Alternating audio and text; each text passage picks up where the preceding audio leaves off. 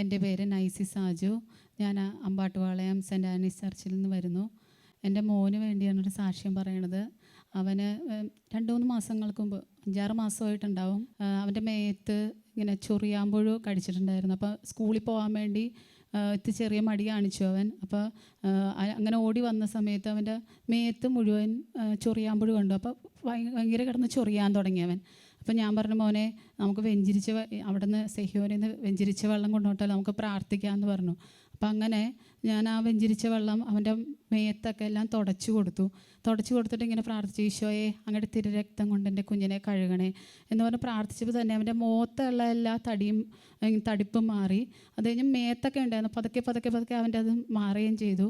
അതേപോലെ ലൂക്കാ 10:19 പാമ്പുകളുടെയും തേളുകളുടെയും ശത്രുവിൻ്റെ സകല ശക്തികളുടെയും ഇത് ചവിട്ടി നടക്കാൻ നിങ്ങൾക്ക് അധികാരം നൽകിയിരിക്കും, ഒന്നും നിങ്ങളെ ഉപദ്രവിക്കുകയില്ല എന്ന് ആ വചനം വെച്ച് പ്രാർത്ഥിച്ചിരുന്നു.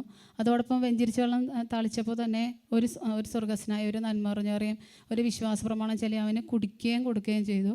അത് അപ്പം തന്നെ അത് വലിയൊരു അത്ഭുതം.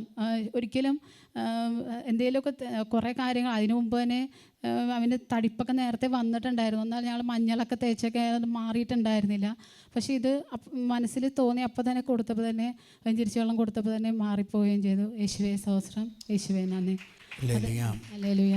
ഈ കാലഘട്ടത്തിൽ രോഗം കൂടുന്ന ഒരു കാലഘട്ടം, രോഗങ്ങളും പകർച്ചപ്പനി. അതുകൊണ്ട് നമ്മൾ വെഞ്ചരിച്ച വസ്തുക്കൾ, വെഞ്ചരിച്ച ഉപ്പ്, വെഞ്ചരിച്ച വെള്ളം, അല്ലെങ്കിൽ കുന്തിരിക്കം പോകൽ, അല്ലെങ്കിൽ ഓരോ വസ്തുക്കളും പാകം ചെയ്യുന്നതിന് മുമ്പ് പ്രാർത്ഥിച്ച് നമ്മൾ ചെയ്യുകയാണെങ്കിൽ അത്ഭുതം.